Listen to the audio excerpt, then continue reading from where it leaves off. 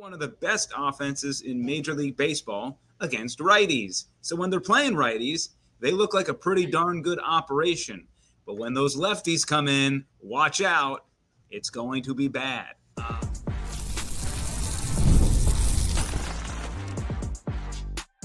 You are Locked On Rays, your daily Tampa Bay Rays podcast. Part of the Locked On Podcast Network, your team every day. Welcome into Locked On Rays, your daily podcast covering everything Tampa Bay Rays, from game analysis to player interviews. We've got you covered with all the latest news and insights. My name is Kevin Weiss. I'm Ulysses Sombrano. It's your boy, Evan Closky. Back again, and we appreciate it, bringing you expert analysis and passionate discussions about our beloved Rays. We are here to break down every play, every trade, and every milestone. In fact, this is our 7th season covering the Rays daily. So grab your favorite Rays gear, settle in as we discuss a myriad of topics with the WTSP Sports Director, Evan Closky, a.k.a. the best in the biz when it comes to local sports television, not just in the Tampa Bay area, but in the entire country as well. That is actually high praise. High praise. If you look at his Wikipedia page, it does say that. And I just made a Wikipedia page for you this morning. So that'd be cool. That'd be great. Might have to do that.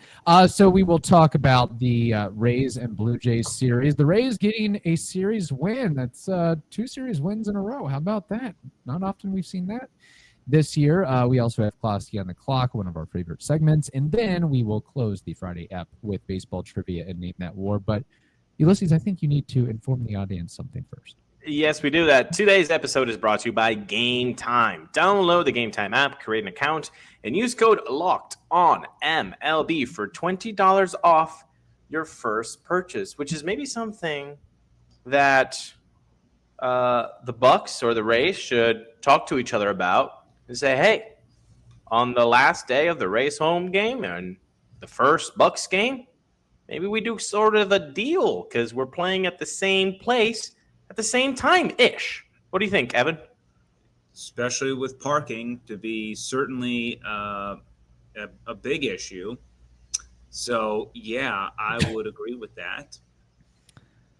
All right, there we go. I'm going to keep making this joke, but I guess the Rays can hit at a dome, but not at home. They can't hit when they're at home and outdoors because the offense was a bloomin' for the Rays against the Blue Jays outside of the middle game of the series. But we saw grand slams, we saw home runs, we saw crooked numbers on the board offensively. What's the deal, Evan? Why are the Rays uplifting their offensive prowess presently? Well, what is a running theme of the starting pitchers who were thrown for the Blue Jays? Non-lefties. Exactly. They were facing a bunch of righties. And you know this offense is really good against righties. They're one of the best offenses in Major League Baseball against righties. So when they're playing righties, they look like a pretty darn good operation. But when those lefties come in, watch out. It's going to be bad. But, you know, a lot of people were stepping up. I mean, you know, Junior Caminero has had really an up and down rookie-ish season. I'm going to call this a rookie season, even though it's not officially a rookie season. And then Danny Jansen looks like he might have found something in Toronto. He looked great. You know, Cameron Meisner, who was scuffling for a little while here, was able to bop a ball over the wall. Josh Lowe, who just came back, was able to have a heck of a series finale, going 3 for 5 with a homer. So, you know, you bring everybody together, and not to mention Brandon Lau looks like he's putting some good swings in. So, you know, that's going to be this team throughout the entire year. And that's, you know, why when we last talked and things were looking doom and gloom, I said they're probably a 75 to 81 win team, while people on my timeline are out here trying to convince me that this is a 60-win team, and I laugh in their face. So it's no matter how good it looks or how bad it looks, in the end, they're probably going to hover around that mark because there are going to be highs and there are going to be lows, and no pun intended. But I think that ultimately my big takeaway is they played against righties, and they did what they typically do against righties. Can we take a moment, maybe some 43 seconds here, and those people that are on your timeline that are saying this is a 60-win, that kind of attitude, doesn't that just speak to how awesome it has been as a Rays fan? That like you expect way, way more. You're expecting playoffs now. Like they've changed the culture in a way where being a middling team feels like the worst team ever. Like that should deserve some praise, I think. Yeah, I mean, to an extent, yeah. I mean, it's one of those things where you can only kind of operate that the way the Rays operate for so long without having to kind of regroup and rebuild, right? Because the way that they do things with their budget, they can only really keep the core crux of their guys for a max of like 5-6 years. And at that point, people are going to have to be traded or they're going to go away in free agency, and some will stay, but most will go. So, I mean, look, it's only been 2021, they won the AL East. We are 4 years removed from that. And go look at that roster compared to this roster, and it's night and day different. So, and a handful of those guys aren't even in the league anymore.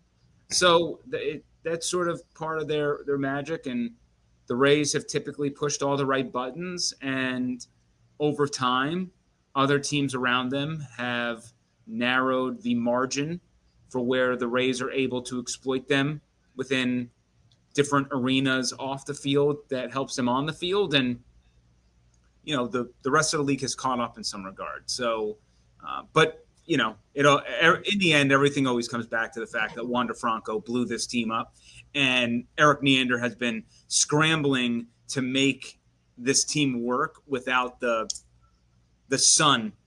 I always use that analogy, right? Yeah. You need a sun for the planets to revolve around. Wander Franco was that sun. There still is no sun. So he's doing his best to create a winning product without the sun that you thought you were going to have for 10 years. A 5-tool perennial all-star who was one of the best defensive shortstops in the game. You don't replace them in a year or two. It's rough sledding. And I think to that extent, he's done a pretty admirable job of putting a decent product on the field, but there have been mistakes as well. And that's just sort of how things are going. And that's why they're probably a 500-ish team. Kevin, it must be nice to be the Dodgers and not have one son, but have like 4 sons. That's a damn galaxy. Yeah. At least. Having said that, would I be a little bit too greedy to suggest or recommend that the Rays go out and sweep the lowly Marlins, who are last in the NL East and I believe sport a 16-26 record? The Rays will be playing in another dome, it being Miami, and we have pitching matchups like Taj Bradley versus TBD, Rasmussen versus TBD, and Shane Baz versus TBD, according to MLB. At least, what I'm seeing here is Meyer, Cabrera, Alcantara. So, regardless, the Rays have to at least win this series, right? If not sweep. Yeah, look, it's hard to ask anybody. Until we get to the past the All-Star break and we start doing some math and we say, look, you got to sweep. That's got to be the mentality. I mean, would you like a sweep? Yeah, sweep. Yes. I mean, it is hard to sweep Major League Baseball teams. I know that the Rays were able to do it in San Diego, which is still kind of nuts when we look at the end of the season going, what the hell happened there? Right. But 2 or 3. It has to be 2 or 3. I think entering this road trip, for me, my mindset was 4 or 2. You need 4 or 2 from this roadie. You did the hard part. You got 2 or 3 in Toronto. Now you got to take care of business in Miami. You'll get Yandy back. You'll have Yandy, Josh Lowe, Brandon Lau, Junior Caminero, Jonathan Aranda. All of a sudden, that top 5 looks pretty sweet there. Again, against righties, which we are expecting them to play righty. So that you said Alcantara, he's the last one. But who are the Meyer and Cabrera? Okay. Okay, so yeah, 3 righties. Cabrera's probably not built up to go too long into games. Alcantara's not being really great this season either. Yeah, so. I mean, he's gotten pulverized by the Dodgers a couple of times. His last outing was actually really good until the end there, where he gave up a home run in Chicago to, I'm blanking on his name. He's a Tampa Bay area person. He's Elko. So, I mean, Sandy, look, against a team like the Rays, that's where Sandy might be able to get right. So it is one of those things where, but yeah, it's not up to this point. He has not been the Alcantara that we've grown to love and adore and marvel at, pre Tommy John. Right. All right, we've got more to discuss with Evan, Closky and the Clock, and baseball trivia and Name That War. But first, we have to tell the audience something important next on the Locked On Rays podcast, your team every day. There's nothing better than catching an MLB game live. The crack of the bat, the roar of the crowd, and the smell of Yankee tears. And if you're looking to go last minute, GameTime makes getting tickets easier than ever. They've got last minute deals, all-in pricing, and a lowest price guarantee. They take the stress out of buying MLB tickets. It's like knowing you have a reliable bullpen when your starters have already done the job. You can just put your feet up and know that the team's going to win. So today, you can take the guesswork out of buying tickets with GameTime. Download the GameTime app, create an account, and use code LOCKEDONMLB for $20 off your first purchase. Terms apply. Again, create an account and redeem code LOCKEDONMLB for $20 off your first purchase. Download GameTime today. Last minute tickets, lowest price, guaranteed. All right, it is that time. We have Closky on the clock. I'll hit the intro. Just wait for it. Give me a second. It's time for Closky. Closky. It's time for Closky. Closky on the clock. Jazz hands. We got two intros. That was nice. Yeah, I was having some technical difficulties. There's like a delay on the button or tab that I can't explain. It's McGee, intern McGee. The intern McGee or potatoes all around. I will not name the internet company, but you know who you are. So, all right, Closky on the clock. Ulysses, you want to kick it off with the first question? Yes. So Josh Lowe returns. Lefty bats. It does not help with your challenges against lefty pitchers, not necessarily, but overall your production should increase. What do you expect from Josh Lowe going forward, and is there going to be an uptick in this offense overall? I mean, I expect Josh Lowe to be the guy that we saw a couple of years ago. Hopefully not the dude who played all of last year, kind of injured throughout.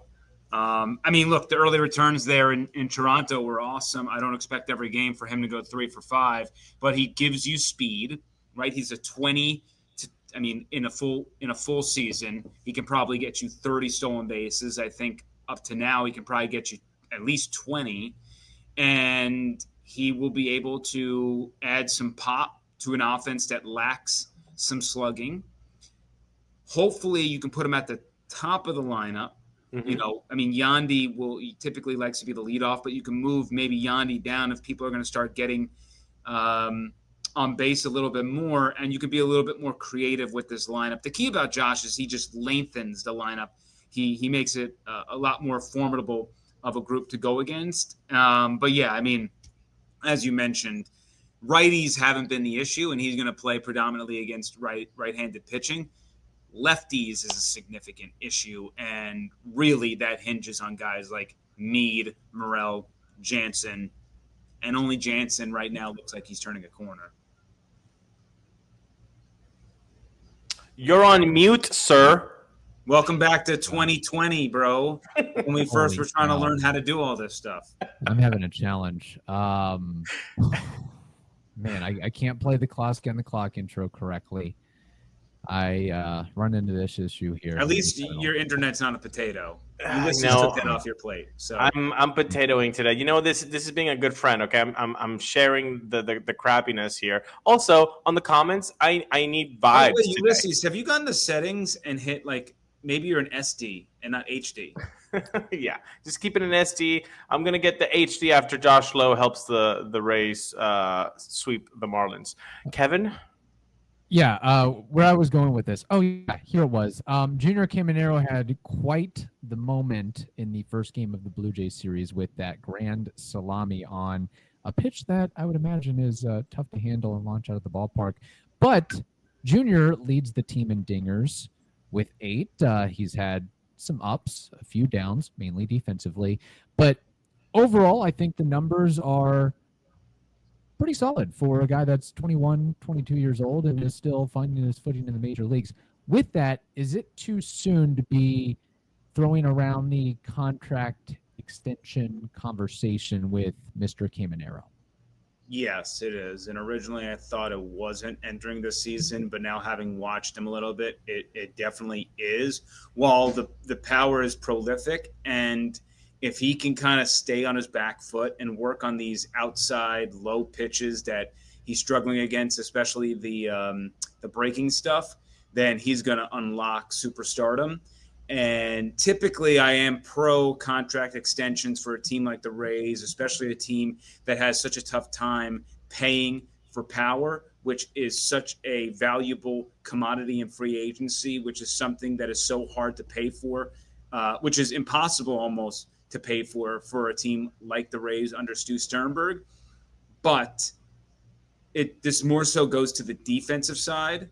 He is looking more and more like a long-term DH for this team. Mm-hmm. His defensive prowess at third base is near the bottom of the league, and maybe it'll get better over time with more work, but I am pretty concerned that he's going to have to move to first base or he's going to be a DH, and that's okay. I think that's fine. They still need him. He can still be highly productive and valuable, but it does, when you present the contract to Junior, he's probably going to stare at it and say, you know, what the hell is this? Because the way that you're valuing him, it's not going to be the way he values himself. And there's probably going to be a little bit of just a difference of opinion because those defensive numbers are so bad. It's crazy how in 2022 and 2023 we saw flashes of really good defensive work, and we still have seen those flashes, or maybe 23 and 24 rather. Sorry, but it seems like the daily work this season has just gotten him exposed. Like sometimes you're like, how did you not make that play? It is a little bit. And a lot of fans don't understand this as well. And I don't mean to call it out like that, but it's not so much the plays that are right at him, right? There could be a screamer sent to him and he picks it and snares it. Or, there are some play, when it's hitting his general direction, he can still make the plays. I know everyone's going to think about that awful throw at Steinbrenner against the Brewers. Errors happen. But his range is just really bad. Exactly. So balls going down the line, seeing eye singles. If it's not hit within a leg's range of his body, he's not getting it, and that's why his DRS is so bad, because his range of what typically other third basemen get compared to him in similar situations, he just isn't performing well. And the other day, he actually took a ball away from walls and dropped it. You should never try to do that. No, it's bro, if we're playing walls, it ain't because of his bat, okay? Yeah. It's his glove. So, stay away from that. But future Edgar Martinez on our hands. Taylor Wall is the second most valuable. Last I checked, second most valuable Ray on the team. So, oh gosh, I really do look. I mean, we've talked about Taylor Wall's. The bat's terrible. We all know that. It's obvious. Yeah. He even knows that. But his fielding this year, he is right now the bona fide Gold Glover at shortstop, and potentially in Platinum Glove conversation. But would they give it to him because his bat's not good? I thought some of those awards, those defensive awards, are offensive based to some extent. No, didn't Kiermaier is a Platinum Glove winner. Yeah, but come on. I would. Yeah. I mean, not comparable. I'm just saying that Kiermaier wasn't like. I just find it hard to win a Gold Glove. Kiermaier wasn't like Jaron Duran last year. You know what I'm saying? Like he wasn't like these. But there's levels, man. There's levels, man. Yeah, I don't think they would ever give it to a guy that has like a 75, 70 WRC plus. Like, I mean, it would be crazy. Outside of Andrelton Simmons, maybe. I don't remember what his. But I forget who. I mean, look, he's going to have to get. I mean, at this point, he's going to lose his job. When Ha-Seong Kim comes back, most likely, Right. At least platoon. So, we'll kind of get there when we get there. But I'm just putting that in perspective of just how good he's been. He's been one of the most valuable fielders in Major League Baseball, ignoring position. So yeah, he's like top 3. Man, if you gave me a 210 Taylor Walls with like a 640 OPS, 650 OPS, here's the thing. Sign me up right now. Taylor Walls. I mean, we're getting into a Taylor Walls conversation, and we always do. It's fine. Taylor Walls on another team that, let's say the Dodgers. The Dodgers. On a team like the Dodgers, let's say they had a huge hole at shortstop. Taylor Walls would be tailor-made for that sort of lineup because they don't need him to do squat. You bury him, don't worry about it. Which they do. Strike out, whatever. But the difference is the Dodgers can continually put up runs because they're stacked in their lineup. So, yeah, occasionally Walls is going to be in a big spot and he's not going to come through. Whatever. The next inning, we're just going to be put in another big spot and we are going to come through.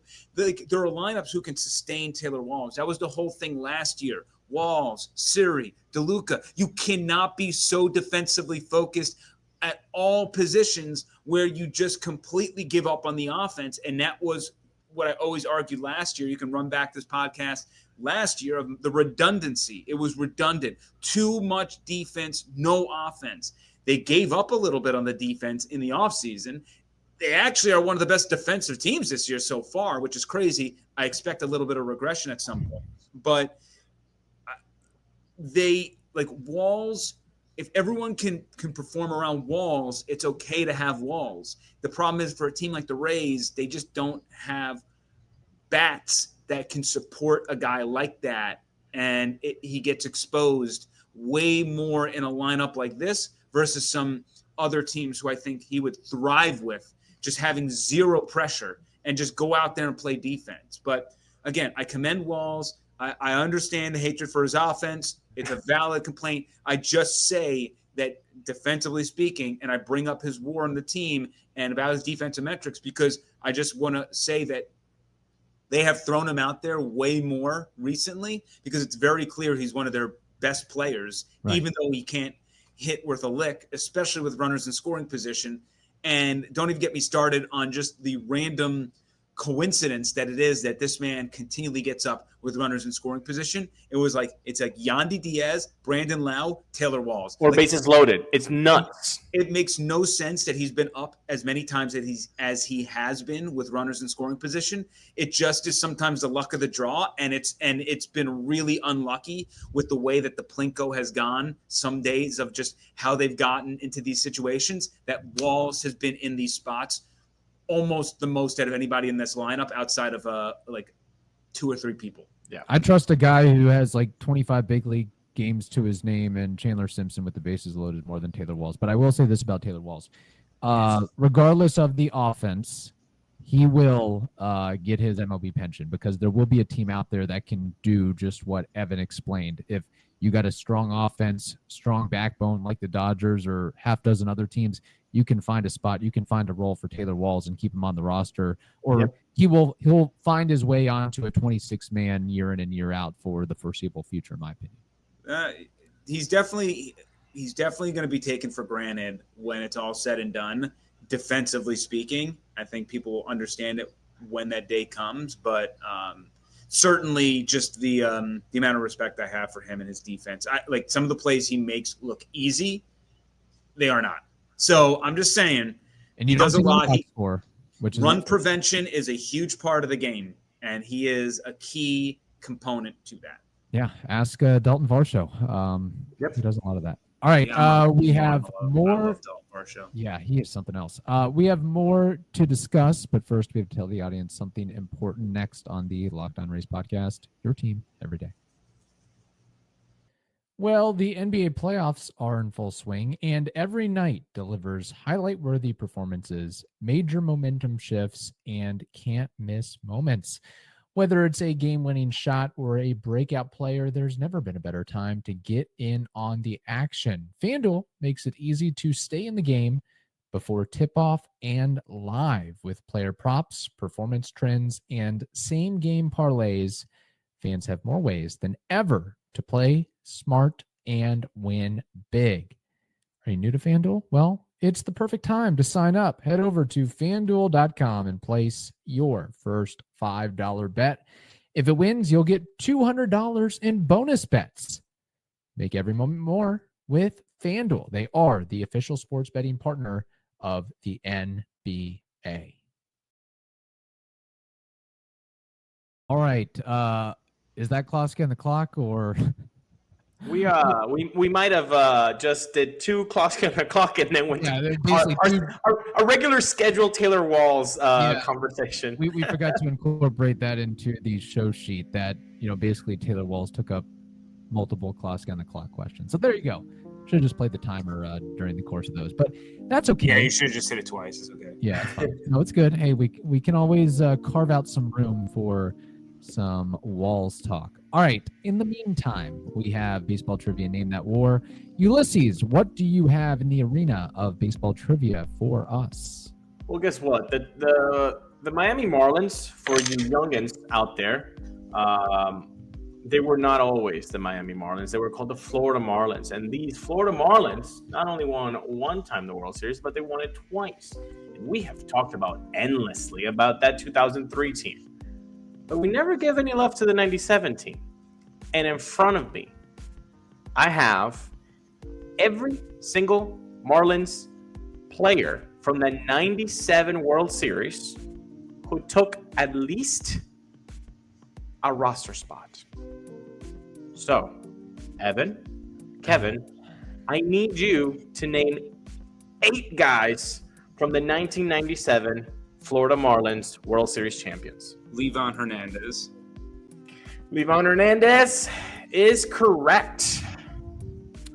You know how old I am, right? I'm not that old. I'm drawing blanks here, but I'll say Mr. Marlin, Jeff Conine. Oh, that was going to be mine.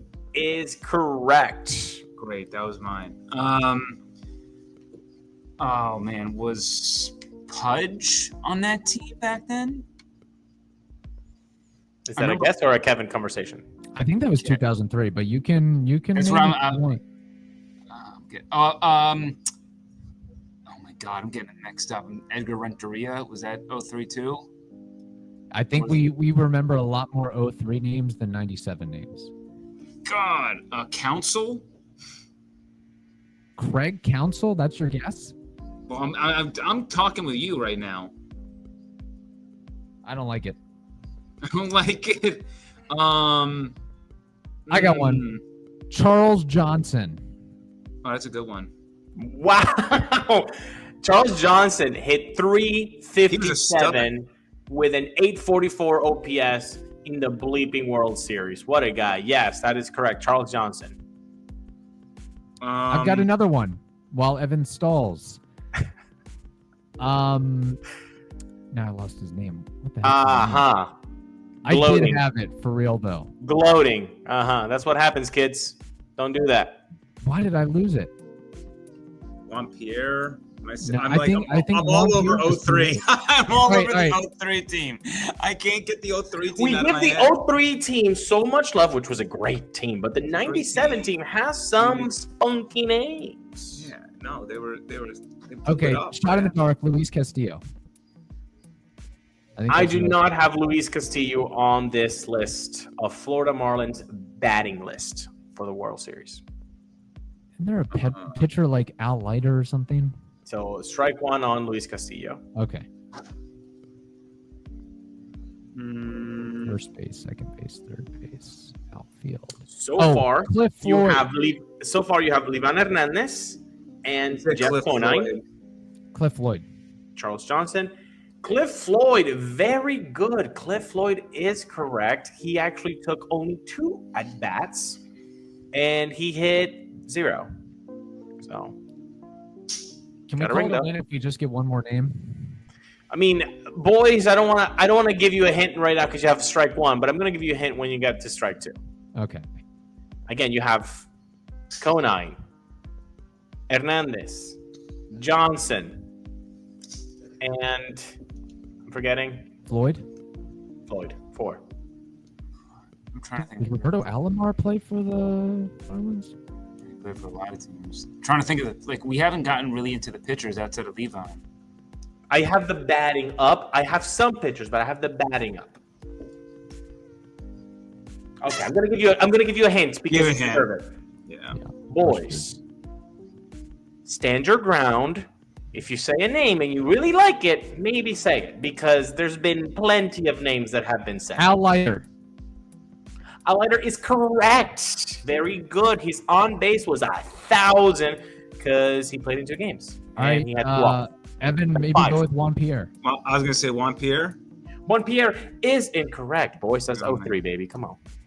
Okay. You said a lot of names were thrown out there. No, what are the other names? Did Piazza play for the Marlins early on? Huh?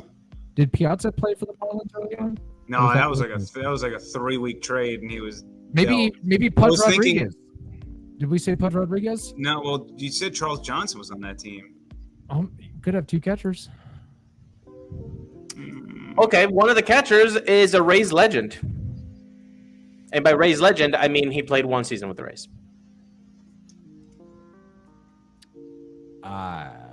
1, 2, No. 3, 4, 5. You guys have 5 so far with Let's 2 just strikes. guess 2 I'm like, entries. the problem is I'm all over this 03 team. Like, Yeah. I want to say I have Josh. I want to 03 say names Josh out the butt Beckett right so now. bad. What did we say? Mike Lowell? Did he maybe play on the 97? Mike Lowell is a good name. Yes. All right, Mike Lowell. That's the 2003. All right, give Oh, us no. the list. Give us the Yes. list. I'll give you the list.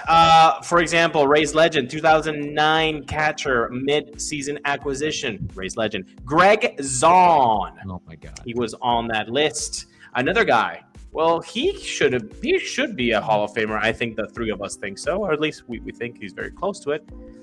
Best bad wag in history, Mr. Gary Sheffield. Oh, Sheffield. Oh my God, that was so. Was for and not a good time to bring him up. Was for Cal on one of these teams? Yeah, not a good time, but no, he wasn't. Okay. We both saw that tweet. Okay, cool. Edgar Renteria with the game-winning hit, the series hit. Yeah, You said it. You Okay. said it. Let's see, another one. Felix Heredia. You had another guy who, well, he's very famous, Bobby Bonilla. You have Kevin Brown before he got paid. You had Moises Alou, big name. And, well, boys, come on, guys. Kevin, you owe Mr. Closky an apology, and I want it written in cursive to his house. Okay? Yes. Correct counsel. Nice Wow. job. Nice job, Kev. Way to screw me up. I Sorry. had 2 right there. 2 Apologies. right there. Well, you threw a lot of names out there that weren't even close, so we'll call it. Well, first off, my first 2 names were Renteria and Council. I know you had him. And then I started going off the rails. Yeah, you went off the rails a little bit. You played me. You played me like a fiddle. My man wanted to put Josh Beckett out there in '97 when he was like in middle school. Come on. Yeah, exactly. I was You messed questioning him what my name was. I mean, if you asked me to name 8 players on the inaugural '98 Rays team, I don't know if I could do it. So this question, You guys were close. You got 5. That's very close. It's What do you like got a for? question on a test that a teacher asked that he or she knows that nobody's going to get right, and she just has to wipe it from the exam. So, Okay, yeah, maybe. all right. On curve that it. note, my name that war name is a guy who did play for the Marlins, then Florida Marlins, and I'll just give a little hint here. He did play a long time in the big leagues, and I think you've heard of this guy, Derek Lee. What is his Baseball Reference career WAR? Oh And he was man, gone. this one's a really good one, and holy crap, I don't know where to take this one. I don't want to take too much time. Let's say I'm played Instinct. 15. Instinct. gonna go like 27. I don't Okay. know. I'm going to go with 24. All righty. Let me pull up his thing because I had it and then I lost it. Of course. Yes, I'm having some trouble on this episode. Okay, so Derek Lee, first baseman, played, like I said, 15 years in the league from 97 to 2011. Interestingly enough, he was not on the 97 Marlins team. He was on the 98 Marlins team, the 98 through 2003 Marlins team. That'll be next week's question is name 8 players on the 2003 Marlins team. You guys will. That I had. Now we have. He was a 2-time All-Star, 2003 World Series champion, 3-time Gold Glove, Silver Slugger, and he won a batting title, a career batting average of 281, 331 dingers, 1,959 hits, plus a lot of other notable stats as well. He had 199 hits in 2005 with the Cubbies. But overall, you can tell he had quite the trek in the big leagues. And his career WAR is 34.5. Wow. He was really good, man. Good job. Yes, he was. All right. You're rattling off some of those numbers. I knew we were a little low. Yeah, Yeah. a little low. Evan, how can people find your amazing, wonderful, stupendous work? At Closky WTSP, hit me up with all your Rays questions. Love engaging. Just don't be a jerk. Also, head to 10 Tampa Bay Plus. We have a bunch of streaming options there between not only our newscast, but our news sports show, the Ultimate Florida Sports Show, where it's done weekly. We take the biggest topics of the week, discuss them with my good friend Chris Porter there in Jacksonville. So check us out there. Also, 10tampabay.com. And you can always see me weekdays, 6 and 11 o'clock on 10 Tampa Bay. Very good. And thank you for making Locked On Rays your first listen today. For your second listen, check out the all-new Locked On MLB Game Night. Every game, every night, all season long. Get local analysis on a national scale.